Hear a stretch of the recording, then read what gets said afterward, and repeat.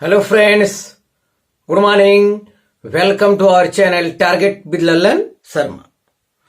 तो आज विद्यार्थी हम लोग पढ़ेंगे मैग्नेटिक डाइपोल मोमेंट के बारे में अध्ययन करेंगे। तो आइए देखते हैं पहला हेडिंग, मैग्नेटिक डाइपोल। तो मैग्नेट में दो पोल होते हैं।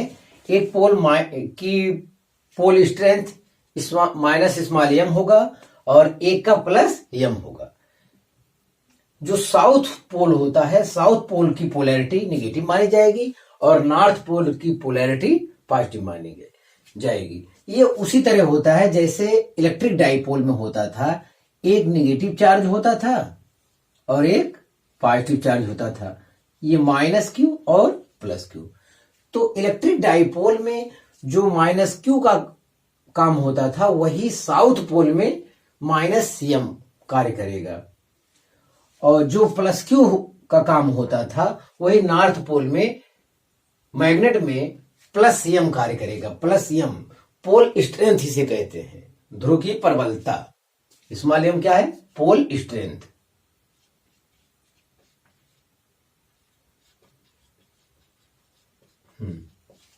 स्मॉल एम पोल स्ट्रेंथ है।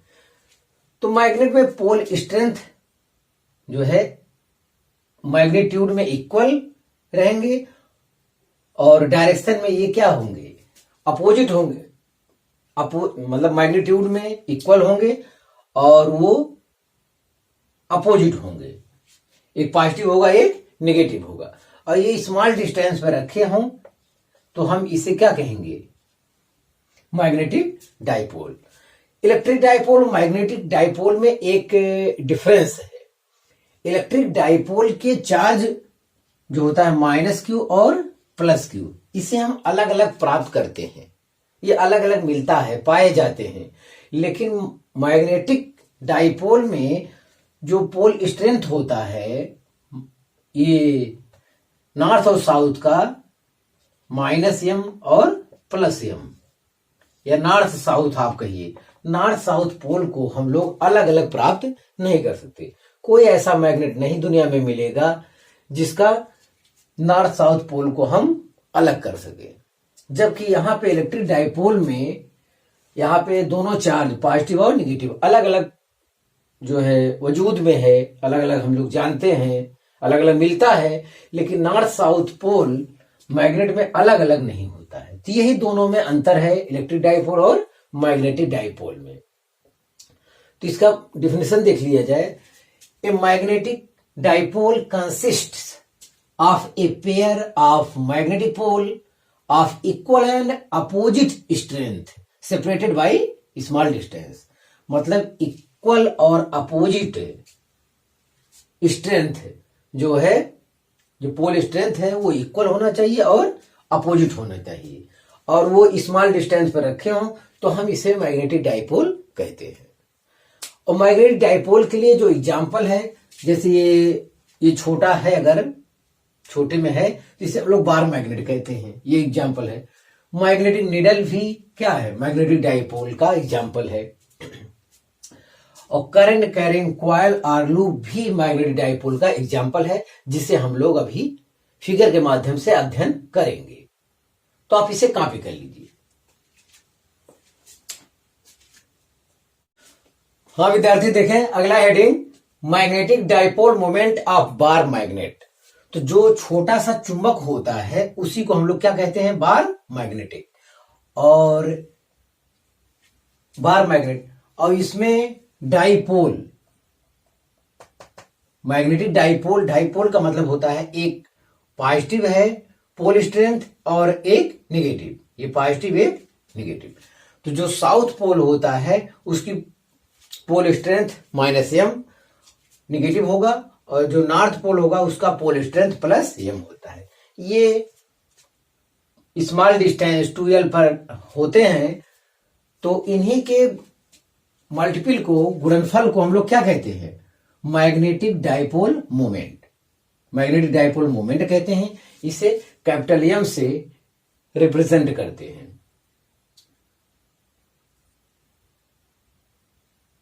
यस।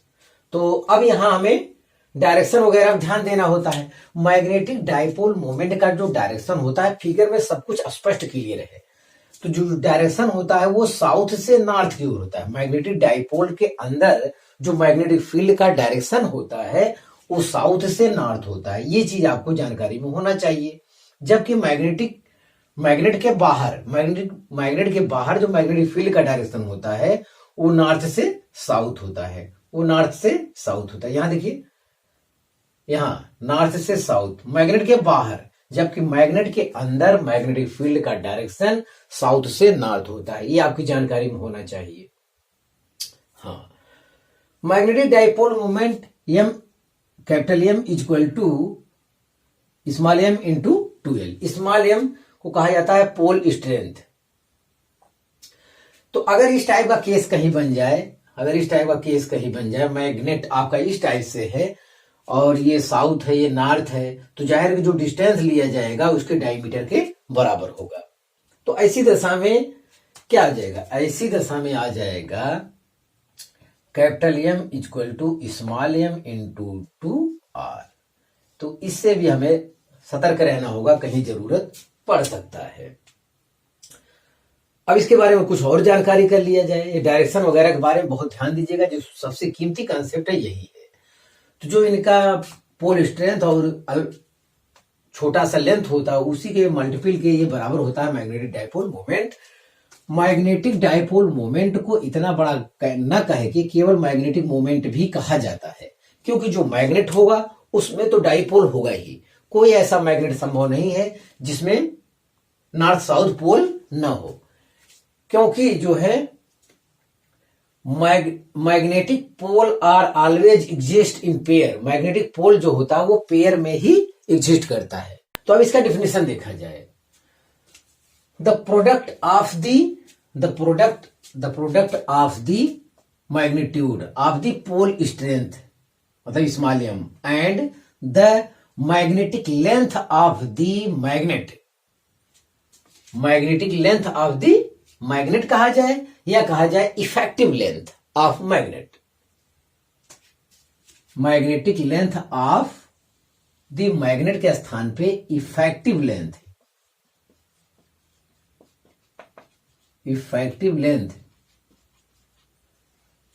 ऑफ द मैग्नेट भी कहा जाए, दोनों चलेगा। Magnet is called magnetic dipole moment.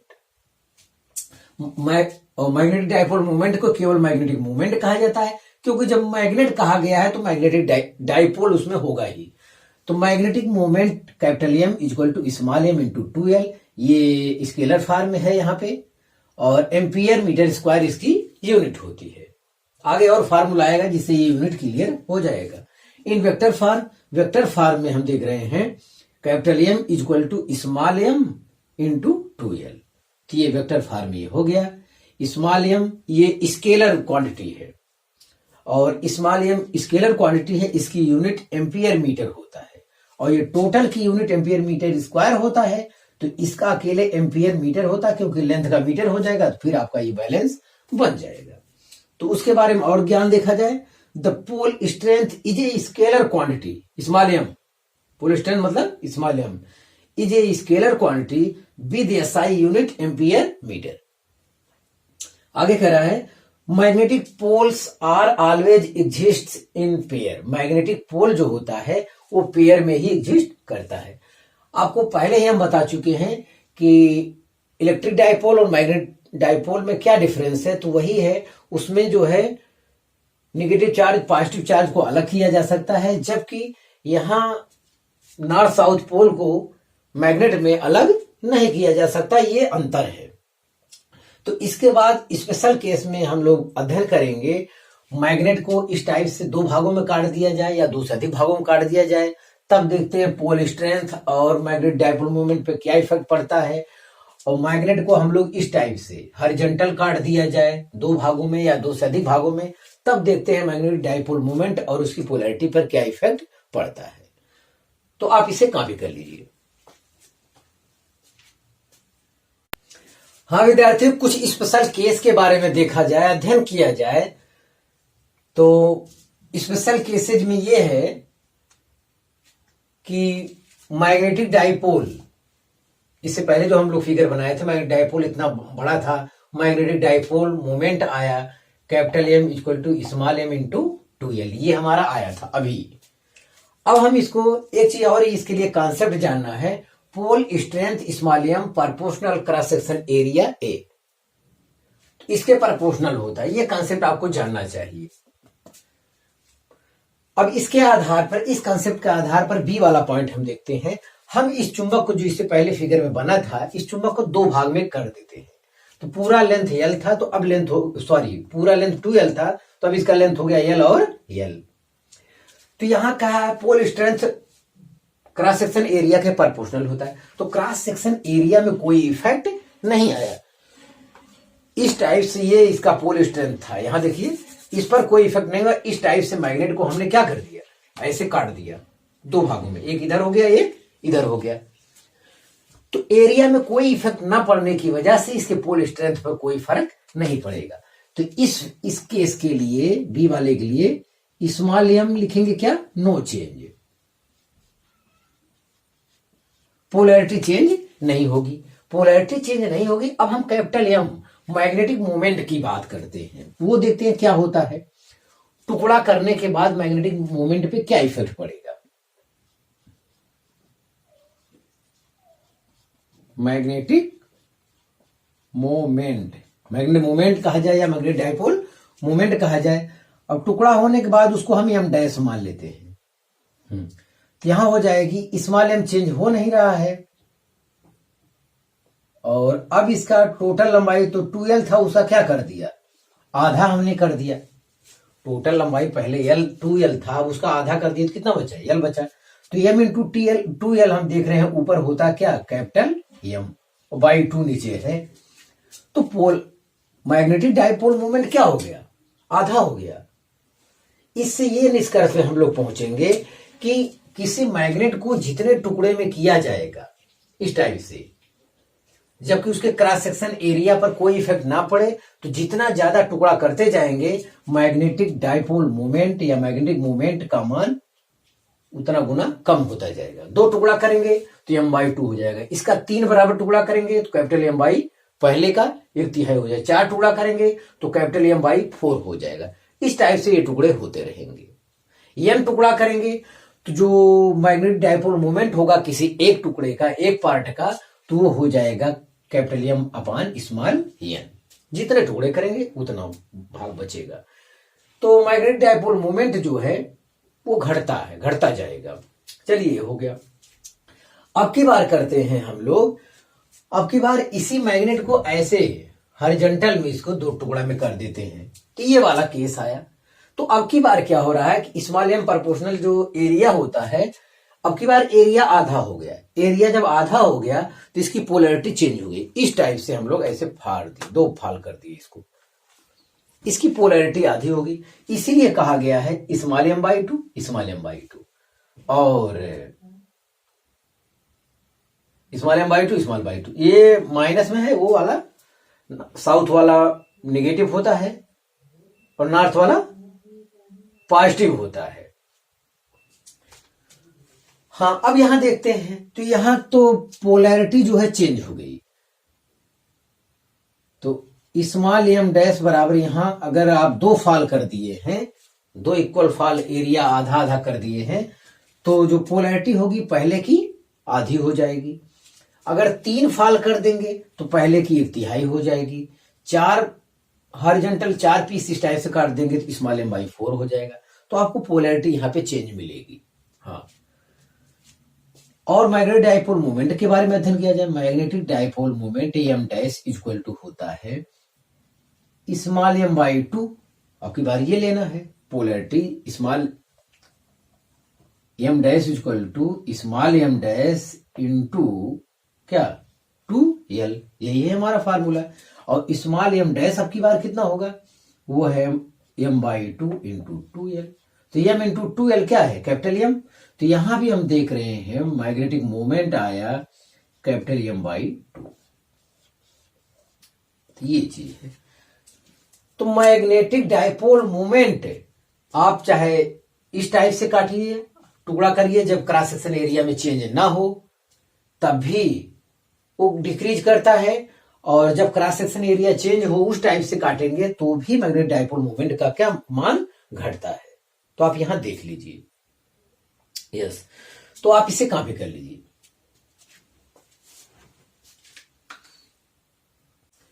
हाँ फ्रेंड्स, अगला हेडिंग देखा जाए, current loop as a magnetic dipole and its magnetic dipole moment.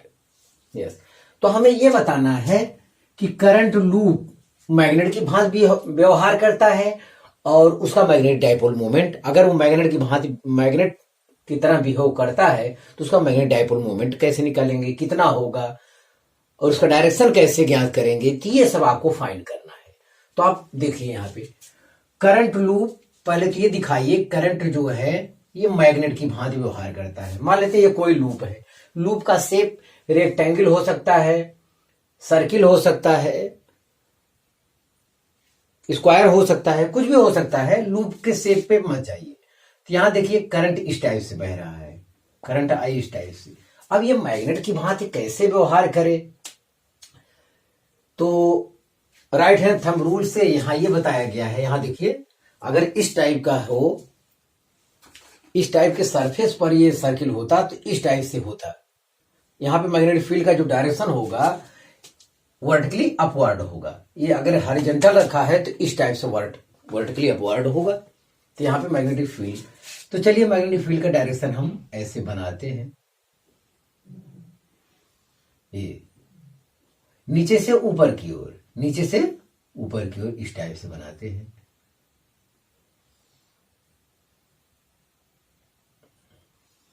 इस टाइप से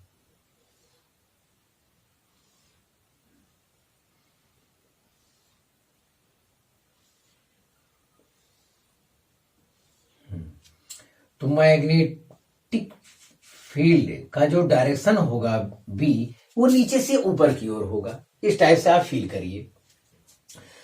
अगर ये थोड़ी सी मोटाई लिए हुए होता, अगर ये वायर जो है थोड़ी सी मोटाई लिए होता तो आप फील करिए इसमें मैग्नेटिक फील्ड का डायरेक्शन क्या होगा।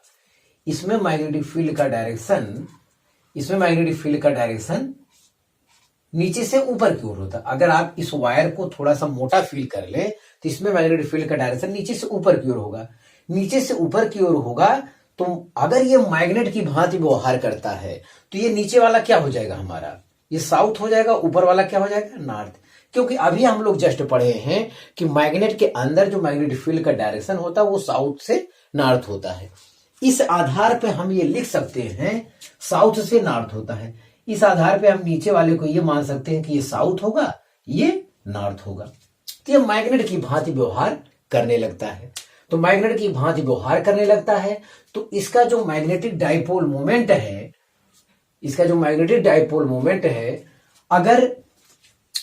अगर इसमें ये लूप है, लूप मतलब एक फेरा होता है, एक टर्न अगर है, ये लूप है, तो इसका मैग्नेटिक डाइपोल मोमेंट होता है M equal to I A. I current है, ए क्रॉस सेक्शन एरिया है, इसका एरिया है। एरिया करंट के डायरेक्शन में ही लिया जाएगा, जो आप थंब ऊपर कार्य करेगा इसी के परपेंडिकुलर एरिया वेक्टर भी ऊपर की ओर लिया जाएगा। तो एरिया वेक्टर क्वांटिटी होता है, इसकी यूनिट होती है यहां पे ampere metre square. Magnetic dipole moment की यूनिट एम्पियर मीटर स्क्वायर होती है। इसी फार्मूले से ये लिखा गया है यूनिट। यस, अगर ये क्वाइल होता, क्वाइल मतलब इसमें एन लूप होते, एन लूप होते, इसमें टर्न होते कितना, एन। अगर टर्न की संख्या एम है तब इस दशा में इसके मैग्नेटिक डाइपोल जो होगा, मैग्नेटिक डाइपोल मोमेंट होगा एम इक्वल टू एन आई ए। देखिए एन स्केलर क्वांटिटी, आई स्केलर है, और एरिया वेक्टर वो करंट के डायरेक्शन लिया जाएगा जिधर जिधर वो थंब कार्य करेगा, उसी वाला एरिया परपेंडिकुलर कार्य करेगा। हाँ, तो यहां से ये पॉइंट हमारा क्लियर हो गया। अब एक चीज और क्लियर होता है, इसका डायरेक्शन हमें चाहिए, मैग्नेटिक डाइपोल मोमेंट का डायरेक्शन। तो direction of capital M find out by right hand thumb rule. Right hand thumb rule की सहायता से हम लोग इसका डायरेक्शन फाइंड करेंगे। और हम लोग इसका डायरेक्शन ये जानते हैं कि साउथ से नॉर्थ की ओर इसका डायरेक्शन होता है। तो ऐसा कुछ किया जाए कि यहां देखिए सर्कुलर शेप में इसे अध्ययन किया जाए। यस, तो यहां पे मैग्नेटिक फील्ड का डायरेक्शन क्या, मैग्नेटिक डाइपोल मोमेंट का डायरेक्शन क्या होगा, और इस टाइप से यहां अध्ययन किया जाए। यहां मैग्नेटिक डाइपोल मोमेंट का डायरेक्शन क्या होगा। अब की बार करंट जो है ऐसा बह रहा है, यहां करंट है, ये करंट है, ये है हमारा एंटी क्लॉकवाइज ACW, ये हमारा CW क्लॉकवाइज। हाँ, ये क्लॉकवाइज है। तो ध्यान दें, यहां पे जो मैग्नेटिक डाइपोल मोमेंट का डायरेक्शन होगा, आपको ये राइट हैंड देखिए curling figures in the direction of current, current के डायरेक्शन में फिंगर को कर्ल कीजिए। Thumb gives the direction of capital M, तो थंब जिस दिशा में होगा वही मैग्नेटिक डाइपोल मोमेंट का क्या देगा, डायरेक्शन देगा। तो यहां पे हो रहा वर्टिकली अपवर्ड, कैपिटल M ये है। अगर अब यहां देखिए वर्टिकली डाउनवर्ड, वर्टिकली डाउनवर्ड, तो यहां पे जो मैग्नेटिक डाइपोल मोमेंट का होगा वो नीचे की ओर होगा। तो इस टाइप से हम लोग मैग्नेटिक डाइपोल मोमेंट का डायरेक्शन फाइंड करेंगे। इसको आप प्लेन में आप मान सकते हैं इस टाइप से, ये प्लेन में आप मान सकते हैं, तो ये इस डायरेक्शन में होगा वर्टिकली अपवर्ड, और अगर ये प्लेन में है तो वर्टिकली डाउनवर्ड, नीचे की ओर इसका डायरेक्शन होगा। तो इतनी जानकारी विद्यार्थी हमें यहां से देना था, आप इसे कॉपी कर लीजिए। हाँ विद्यार्थी, अगला हेडिंग है magnetic dipole moment of A revolving electron. तो इलेक्ट्रॉन जो है एटम में नाभिक के चारों ओर कक्षा में चक्कर कर रहा है। अगर ये हाइड्रोजन है तो उसमें एक ही इलेक्ट्रॉन होता है, वो अपनी कक्षा में वो रोटेट करेगा, और सेंटर पे जो नाभिक होता है वो पॉजिटिव होता है, और इलेक्ट्रॉन नाभिक के चारों ओर अपनी कक्षा में क्या कर रहा है, रोटेट करता है।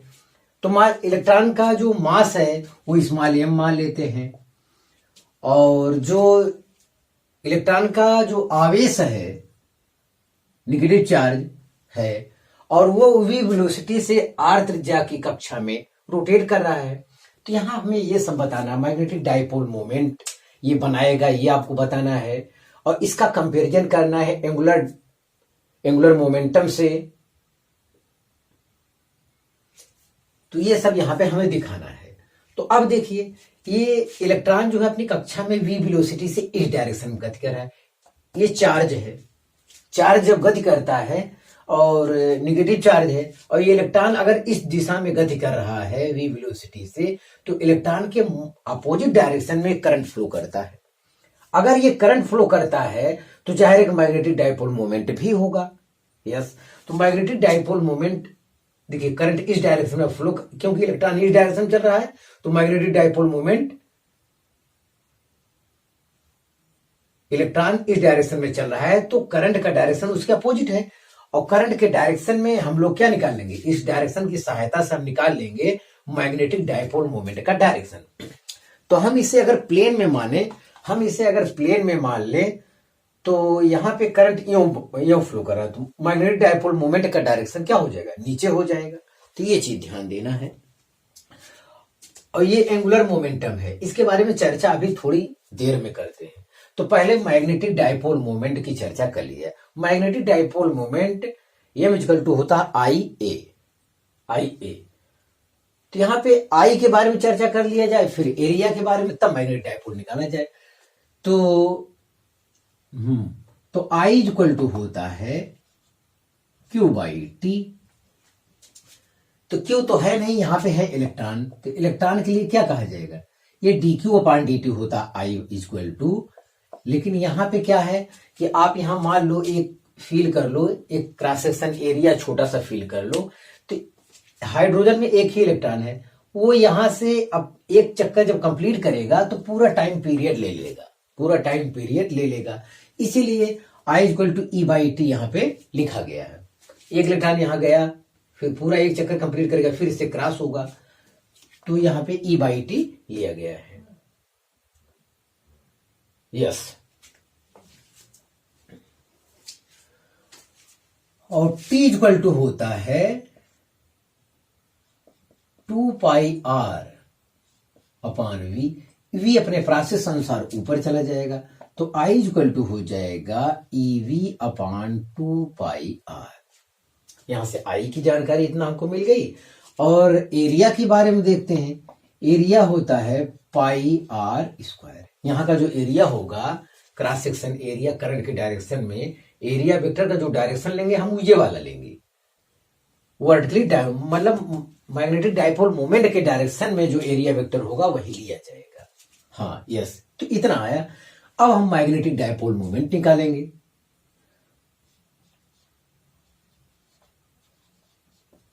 Magnetic moment capital M is equal to हो जाएगा आई ए। तो अब यहां वैल्यू रखते हैं। आई की वैल्यू आपका है E V upon 2 pi are, और ए है पाई आर स्क्वायर। चलिए ठीक है, इसे यहां से सरल करेंगे तो हमको जो फार्मूला मिलेगा वो मिल रहा है, पाई से पाई आपका कैंसिल हो जाएगा और एक आर कैंसिल हो जाएगा, तो कैपिटल एम बराबर जो हमको मिल रहा है 1/2 ई वी आर, ये हमको मिल रहा है। ये इक्वेशन 1 हो गया। हाँ, यहां से इसे और भी लिखा जा सकता है, capital M equal to v equal to r omega अगर लिख दिया जाए, तो कैपिटल एम इक्वल टू एक फार्मूला यहां और भी बन सकता है, 1/2 v equal to r omega E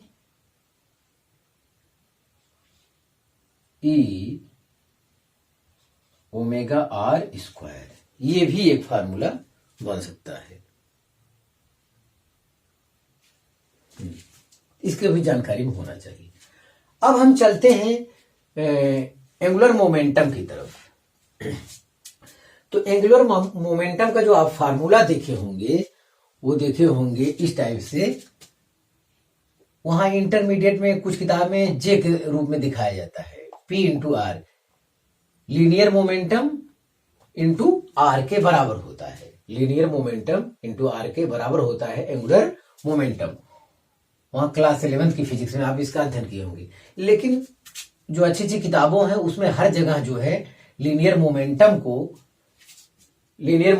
P से दिखाया ही जाता है और एंगुलर मोमेंटम को L से दिखाया जाता है। और एंगुलर मोमेंटम आपका जो इसका डायरेक्शन देखिए, इलेक्ट्रॉन इस डायरेक्शन मोशन कर रहा है, तो इसका जो डायरेक्शन होगा एंगुलर मोमेंटम का, ये ऊपर की ओर होगा। तो जाहिर है कि हर जगह इलेक्ट्रॉन जो चक्कर काट रहा है नाभिक के चारों ओर, ऐसी दशा में मैग्नेटिक डाइपोल मोमेंट और एंगुलर मोमेंटम का डायरेक्शन हमेशा क्या होगा, अपोजिट होगा। तो वेक्टर फॉर्म में इसे लिखते समय हम लोग बाद में ध्यान देंगे। तो चलिए हम ज्ञात करते हैं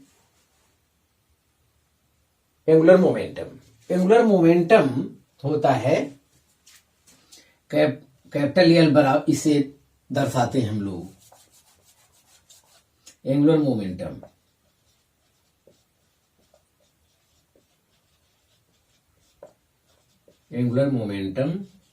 एल बराबर होता है P into r, linear momentum into r, तो एम वी आर हो जाएगा। यहां पे हो जाएगा एम वी आर। एक इक्वेशन यहां से ये बनेगा, 2 इक्वेशन हो जाएंगे। जो यहां पूछा जाता है, यहां इनका रिलेशन पूछा जाता है, इनका वेक्टर फॉर्म कैसे होगा ये सब पूछा जाता है। हाँ, तो डिवाइडिंग इक्वेशन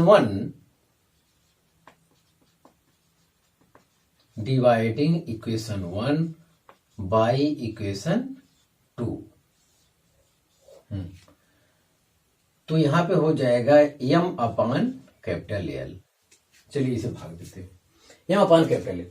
अब इतना बटे इतना करेंगे तो हम देख रहे हैं कि V भी कट रहा है और R भी कट रहा है, तो जो बच रहा है वो E अपान 2m बच रहा है।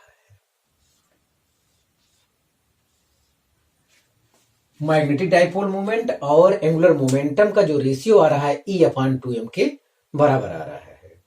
अगर हम इसे यहां वेक्टर फॉर्म में लिखें, वेक्टर फॉर्म में लिखें तो capital M is equal to E/2m into L हो रहा है, ये L हो रहा है। वेक्टर फॉर्म में लिखेंगे तो यहां पे वेक्टर लगा देंगे और ये दोनों क्या होते हैं, अपोजिट डायरेक्शन होते हैं। मैग्नेटिक डाइपोल मोमेंट ये नीचे की ओर होता है, इलेक्ट्रिक एंगुलर मोमेंटम ये ऊपर की ओर होता है। तो जाहिर है कि यहां ऋण चिन्ह इसीलिए आया है क्योंकि ये अपोजिट डायरेक्शन में होते हैं।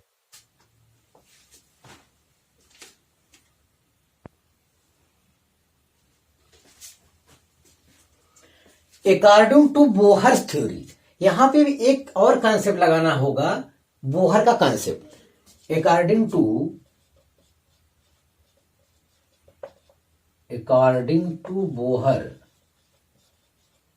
बोहर्स थ्योरी,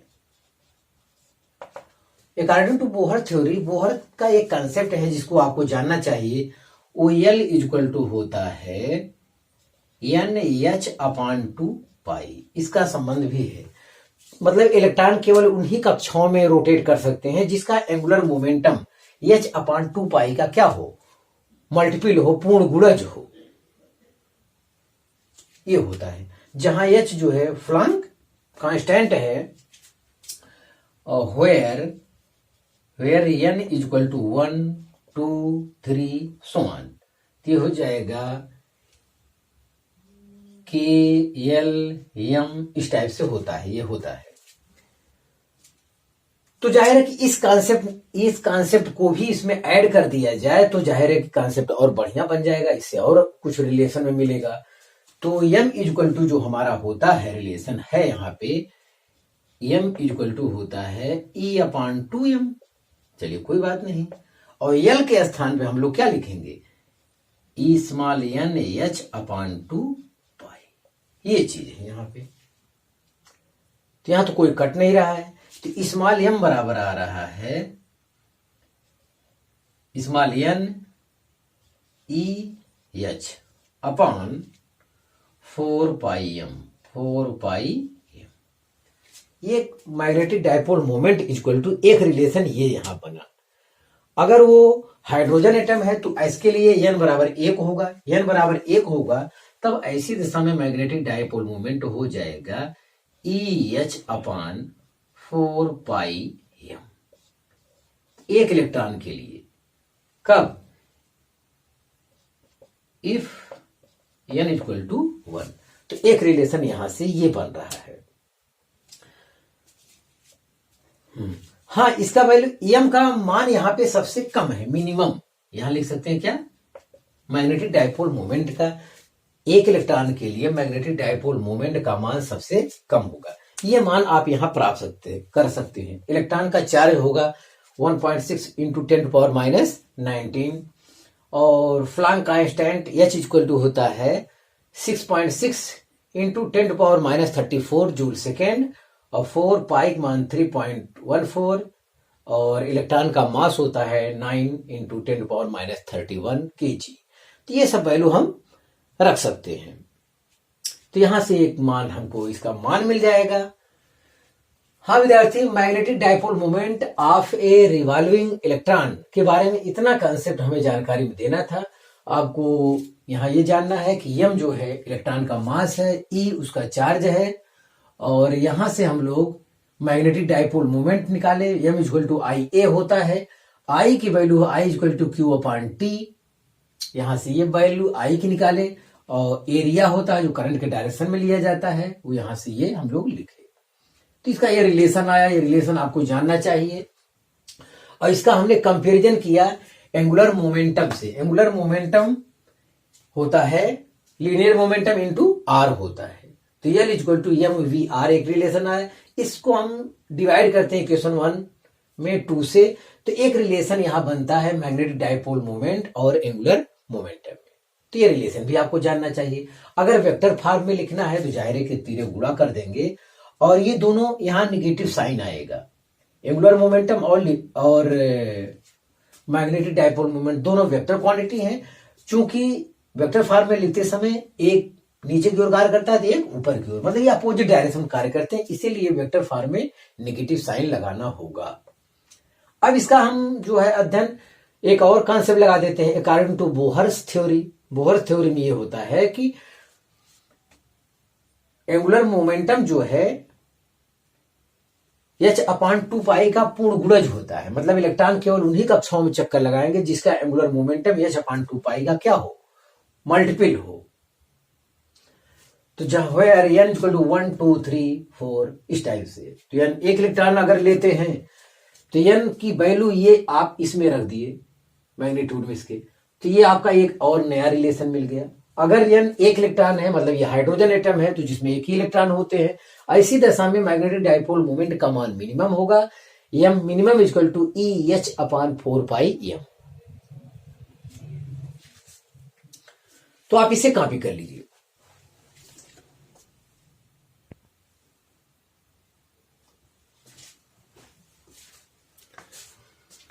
हाँ विद्यार्थी, आज बस इतना ही, और यहाँ न्यूमेरिकल हल करना संभव नहीं होगा। अगले वीडियो में हम लोग इसका न्यूमेरिकल मैग्नेटिक डाइपोल मोमेंट के कंसेप्ट पे जितना न्यूमेरिकल बनता है सब हम लोग अध्ययन करेंगे। तो आज विद्यार्थी बस इतना ही, आप मेहनत से पढ़ाई करते रहें। All the very best.